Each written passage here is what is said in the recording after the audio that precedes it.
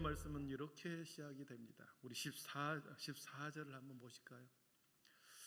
본문의 말씀은 이렇게 시작하는데, 이에 예수의 이름이 드러난지라 그랬습니다. 예수의 이름이 드러난지라. 헤로드 왕이 듣고 이르되 이는 세례 요한의 죽은 자 가운데서 살아났도다. 그러므로 이런 능력이 그 속에서 일어나느니라 하고, 예수의 이름이 드러났다. 그래서 읽을 때 좀 이렇게 실감이 안 나는데 우리 메시지 성경을 제가 번역해서 올려놨습니다. 한번 보여주시죠. 같이 읽어보겠습니다. 예수의 이름이 만민의 입에 오르내리고 있을 그 즈음에 헤로드 왕도 그 모든 소식을 들었다. 죽은 세례자 요한이 살아난 것이 틀림없다. 그래서 그 사람이 능히 기적을 행하는 것이다. 메시지 성경이 이렇게 번역을 하고 있습니다. 예수의 이름이 만민의 입에 오르내리고 있었다.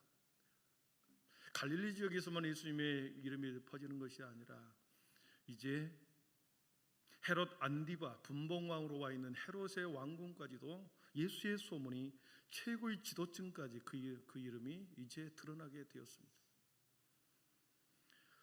여러분, 예수의 이름이 그 당시 최고의 권력자 헤롯 왕에게까지 그 이름이 들려졌다, 알려졌다. 어떤 면에서는 좋을 수 있겠죠. 왕이 내 이름을 알아줘서 좋을 수 있겠으나, 이 말을 듣는, 이 말씀을 읽은 순간에 우리는 불길한 생각이 듭니다. 왜냐하면 절대 왕권의 시대, 지금이야 민주주의 사회의 대통령을 우리가 언제든지 뽑지만 절대 왕권의 시대에서는 이 왕이라고 하는 이 권력은 최고 통치자에게, 그것을 최고 통치자에게 위협을 가하는 존재는 언제든지 죽임을 당할 수 있기 때문에 그렇습니다. 여러분, 권력이라고 하는 속성은 나눠 가질 수가 없습니다. 그래서 하늘에 두 개의 태양이 있을 수 없다. 하늘에 두 개의 태양 봤습니까? 태양이 두 개는 있을 수가 없는 거죠. 그래서 절대 권력에 그 누구라도 대항하거나 위협을 가하는 존재가 있습니다.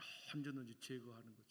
그것이 왕비가 되었던, 왕비의 부모님이 되었던, 심지어 왕의 부모, 형제를 할지라도 가차없이 왕에게 위협적인 존재는 죽임을 당하는 것이 절대 왕권의 그 시대였습니다. 예수의 이름이 헤롯에게까지 들려졌다. 만민의 입에 오르게 되었다. 그러면서 예수님에 대한 평가가 15절 16절에 나옵니다. 어떤 이는 그가 엘리야라고도 하고, 어떤 이는 옛 선지자 중에 하나와 같다 하되, 헤롯은 듣고 이르되 내가 목벤 요한 그가 살아났다 하더라. 이스라엘 백성들 가운데 이 엘리야는 엄청난 능력의 불의 선지자였습니다. 능력의 선지자로 각인되어 있었고, 여호와께서 심판의 날에 엘리야를 보내겠다라고 하는 이 말을 굳게 믿었습니다. 예수님 엘리야를 다시 세상에 심판의 날에 보내서 불로 심판할 것이다. 불의 능력의 사역자 선지자 엘리야를 보내어 세상을 심판하겠다라고 하는 것을 그들은 믿고 있었습니다. 그 엘리야가 왔다고 믿은 거죠. 그런데 당시 절대 권력자였던 헤롯 왕은 자신의 권력에 저항하여 절대 권력을 항거하여 대항하였던 세례 요한을 죽였는데 그가 살아났다 고백합니다.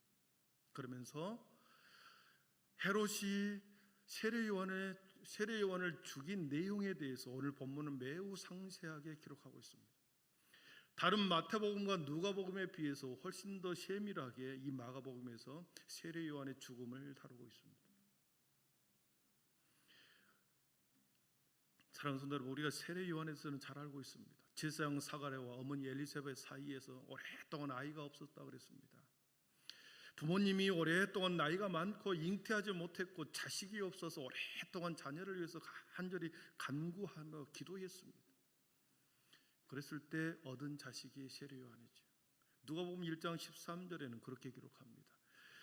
천사가 그에게 이르되 사가랴여 무서워하지 말라. 너의 간구함이 들린지라. 내 아내 엘리사벳이 내게 아들을 낳아주리니 그 이름을 요한이라 하라. 너의 간구함이 들렸다. 간절한 기도로 나이가 많아서 아들 하나를 얻은 것이죠. 직접 천사가 아들을 주시겠다라고 하는 이 수태고지를 통해서, 그리고 이 아이가 어떤 사명, 어떤 역할, 세상에서 어떤 일을 할지에 대해서 바로 16절, 17절에는 누가복음 17절에는 그렇게 기록합니다. 이스라엘 자손을 주 곧 그들의 하나님께로 많이 돌아오게 하겠습니다. 같이 읽어봅니다. 17절. 그가 또 엘리야의 심령과 능력으로 주 앞에서 먼저 와서 의인의 슬기에 돌아오게 하고 주를 위하여 세운 백성을 준비하리라. 아멘. 세례 요한을 통하여 많은 사람을 주께 돌아오게 하고 주님의 앞에 보내셔서 주 앞에 먼저 와서 하늘 아버지의 마음을 세상 가운데 보여주고 거스리는 자, 거역하는 자, 그들의 마음을 돌이켜서 의의 슬기로운 자녀로 고치는데 이 세례 요한을 사용하겠다. 그러면서 세례 요한이 태어나기 직전 그의 아버지 사가랴에게 다시 천사가 나타나서 세례 요한을 낳게 해주겠다는 예언을 한 후에 1장 14절에는 세례 요한의 탄생에 대해서 이렇게 말씀합니다. 1장 14절 같이 읽어봅니다. 너도 기뻐하고 즐거워할 것이요 많은 사람도 그의 태어남을 기뻐하리니. 아멘. 세례 요한의 태어남이 본인뿐만 아니라 그의 가족들, 친척들 모든 사람들이 기뻐할 것이다. 1장 42절을 한번 보겠습니다. 42절 45절. 여자 중에 내가 복이 있으며 내 태중의 아이도 복이 있도다. 엘리사벳 뱃속에 있는 그 세례 요한이 복이 있다. 어머니도 복이 있고 태중의 아이도 복이 있도다. 천사가 그렇게 말해 주었습니다. 우리 45절입니다. 주께서 하신 말씀이 반드시 이루어지리라고 믿는 그 여자에게도 복이 있도다. 세례 요한에 대해서, 세례 요한의 탄생에 대해서 많은 사람들이 기뻐하고 이 아이가 복 있는 아이로 태어났다. 그리고 이 어머니도 복이 있는 자다. 그러면서 1장 66절에 다시 한번 세례 요한에 대해서 이렇게 말합니다. 이 아이가 장차 어찌 될까 하니 이는 주의 손이 그와 함께 하심이로라 그랬습니다. 그러니까 세례 요한의 탄생에 대해서 네 가지로 성경은 기록합니다. 모든 사람이 기뻐할 것이다. 많은 사람이 그의 태어남을 기뻐할 것이다. 그리고 이 태중에 있는 세례 요한이 복이 있는 자다. 주의 손이 그와 함께 하겠다. 그리고 장차 이 아이가 어찌 될까? 이 네 가지 문장이 세례 요한의 증언입니다. 사랑하는 성도는 오늘 본문을 우리가 읽었듯이 성경에서 기록한 복 있는 아이인지, 많은 사람들이 기뻐하면서 태어났는지, 그의 인생이 기뻐하는 인생이었는지, 우리는 오늘 말씀해 보면서 그게 아니라는 것을 알고 있습니다. 그의 부모와 그의 자신, 그리고 모든 사람들이 그의 탄생을 기뻐하였을까요? 예언대로 과연 세례 요한의 인생이 복 있는 인생이 펼쳐졌을까?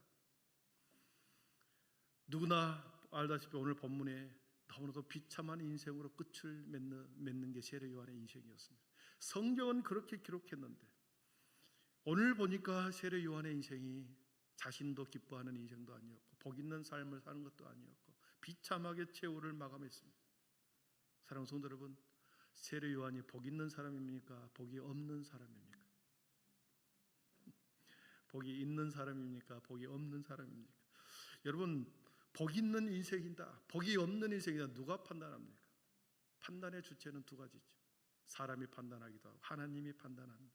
인간의 눈으로 판단하는 판단이 있고 하나님의 시선의 판단이 있다라고 하는 거죠.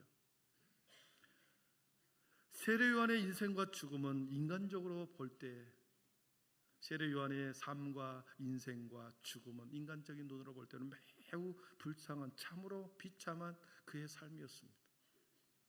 태어난 지 얼마 되지 않아서 그렇게 힘들게 태어난 아이를 들판에 내보냈습니다.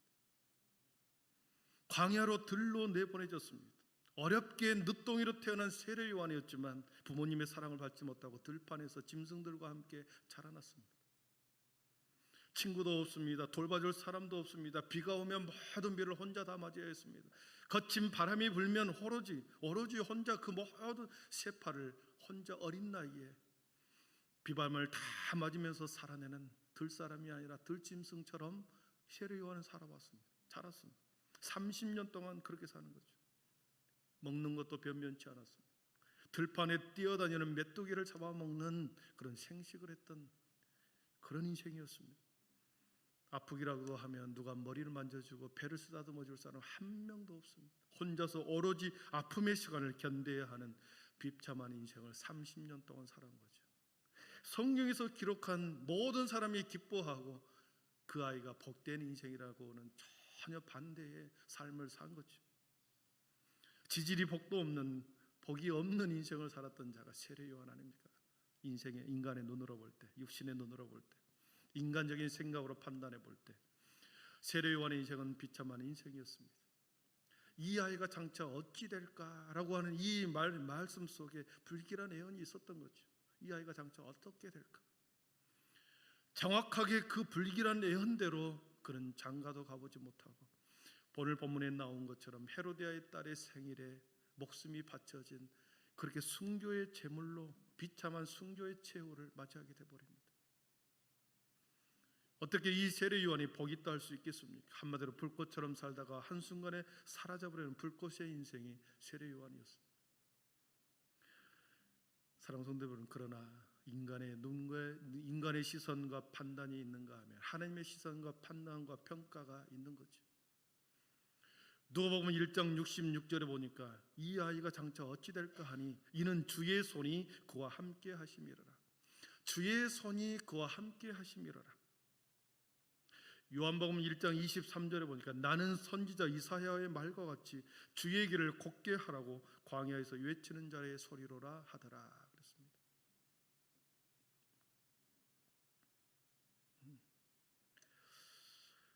성경은 세례 요한에 대해서 두 가지로 증언합니다. 주의 손이 그와 함께 하고 있다. 주의 손이 세례 요한과 함께 하고 있다.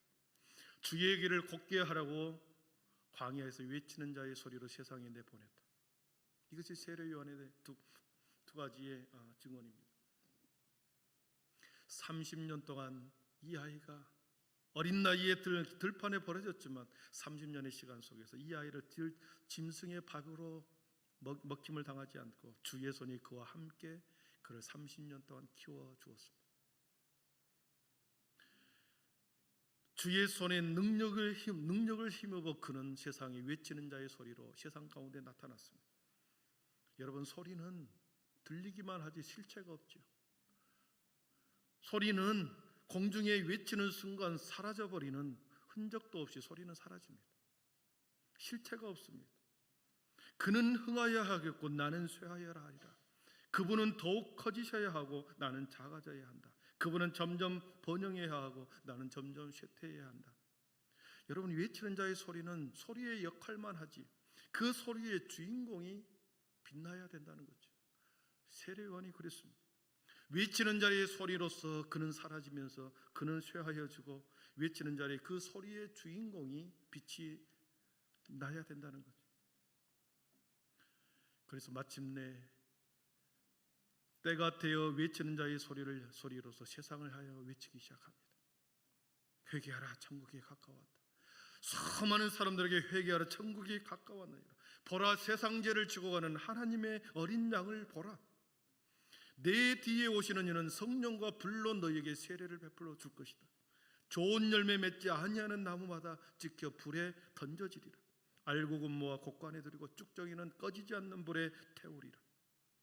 외치는 자의 소리로 외치기 시작합니다. 요한복음 1장 27절 보니까 곧 내 뒤에 오시는 그이라. 그는 나는 그의 신발끈을 풀기도 감당하지 못하겠노라. 주님의 신발끈조차 풀기도 감당할 수 없는 자신은 비천한 자다. 자신을 완전히 겸손하게 내려놓습니다. 철저히 자신을 낮추고 주님을 높이십니다. 자신은 사라지고 주님만이 영광을 받으셔야 한다는 것을 세상 가운데 외치기 시작합니다.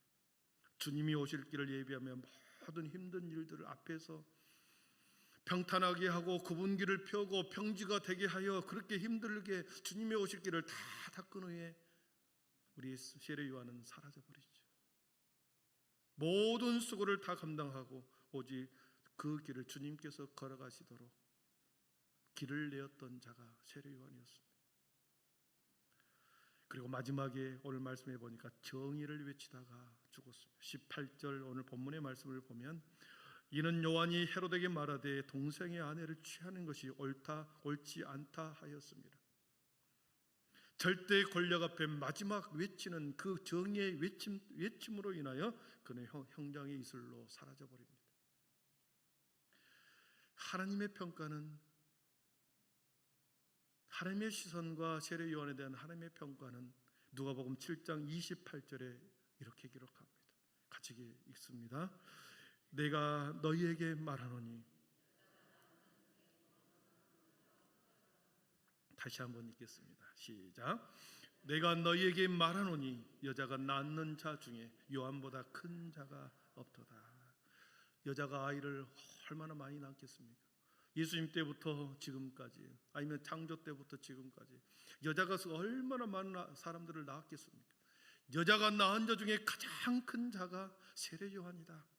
하나님의 평가는 가장 큰 자로 평가를 한 것이었습니다. 인간의 눈으로 보면 매우 비참한 평가였으나 하나님의 눈에, 하나님의 시선으로는 가장 큰 자. 사랑하는 성도 여러분, 주님께서 세례 요한을 평가하시는 기준이 무엇일까 하는 것입니다. 결론적으로 세례 요한을 평가하는 기준, 왜 세례 요한을 여자가 낳은 자 중에 가장 큰 자라고 했을까? 사명의 완수를 완벽하게 했기 때문에 그렇습니다. 사명의 완수에 있었습니다. 주어진 사명, 주신 사명, 하나님께서 우리 각자에게 맡기신 일, 이것이 사명이거든요. 주님이 우리에게 맡기신 유일하게 자신만이 감당해야 할 그 사명, 그 일, 그 사명의 완수를 가지고 하나님은 우리를 평가하신다는 것입니다. 우리가 가진 것, 우리가 누린 것, 세상에서 우리가 편안한 삶 얼마나 살았는지, 얼마나 많은 권력을 하든지 주님께서는 아무런 관심이 없습니다. 하나님은 아무런 관심이 없습니다. 오직 주신 사명을 따라 살았느냐, 철저히 자신은 낮아지고 주님의 영광을 위해서 살았느냐, 복음의 능력, 하늘 영광을 위해서 이 땅에서 그 영광을 위해서 살았느냐, 이것을 가지고 평가한다는 거죠. 이 땅에서 우리가 비록 비천한 삶을 살았어도 오직 하나님의 영광을 위해서 살았느냐, 내가 죽도록 주님이 가신 길을 충실하게 따라갔는가, 그리고 복음 전파를 위하여 내가 모든 핍박과 아픔을 견디면서 묵묵히 걸어갔느냐, 주님은 이것을 가지고 판단한다는 거죠. 평가한다는 거죠. 세상 사람들이 조롱하고 광신자다, 주님을 위해서 미쳤다라고 말할지 몰랐지만 그럼에도 불구하고 생명의 주님을 위해서 기꺼이 자신의 삶과 인생을 끝까지 하나님의 영광을 위해서, 하나님의 기쁨을 위해서 살아가는 그 삶, 죽도록 충성하라는 이 말씀, 세례 요한이 그렇게 죽도록 충성했기 때문에 여자가 낳은 자 중에 가장 복된 인생이었다. 성경의 증언대로 가장 복된 인생이었습니다. 말씀을 정리합니다. 주신 사명을 완벽하게 이루셨기 때문에 성경은, 우리 주님은 세례 요한을 여자가 낳은 자 중에 가장 복된 인생이라고 말씀해 주었습니다. 여러분, 사는 게 뭡니까? 사는 게 뭡니까? 좀 더 많이 먹고 좀 더 편한 곳에서 사는 게 목적이 아니죠. 우리에게 주신 사명이 있습니다. 세례 요한의 인생은 죽는 그 순간까지 그의 손가락은 예수 그리스도를 가르쳤습니다. 죽는 그 순간까지 예수님의 사명의 메인자로 살았던 자가 세례 요한입니다. 오직 예수님을 높이고 자신은 낮아지고 하나님의 영광을 위해서 살아가고 자신의 모든 인생을 내어드렸던 하나님 앞에 메인자가 세례 요한이었던 거죠. 그래서 세례 요한은 불꽃처럼 살다가 사라지는 사람이었다. 가장 사명을 위해서 뜨겁게 활활 타오르는 불꽃처럼 살다가 한순간에 사라진 사람이다. 이렇게 정의를 합니다. 사랑하는 성도 여러분, 우리가 삶을 오래 사는 게 복이 아니라 주님 주신 사명을 뜨겁게 살다가 가는 인생이 복된 인생인 줄 믿을 수 있기를 축복합니다. 우리의 시선이 하나님께 고정되어 있다면 비록 세상에서 하찮는 이름 없는 들불처럼 살아갈지라도, 짓밟힌 잡초의 인생이라 할지라도 하나님께 시선을 두고 오늘도 하나님의 영광을 위해서 내가 내 삶에 남는 삶을, 사명을 위해서 살아가는 그 인생은 세례 요한처럼 주님께서 너의 인생이 복된 인생이다 이렇게 칭찬해 주실 줄 믿습니다. 주신 사명을 따라 주님께 시선을 맞춰서 오늘도 내일도 그렇게 주님의 뒤를 따라가는 저와 우리 모두가 되기를 축복합니다. 기도하겠습니다.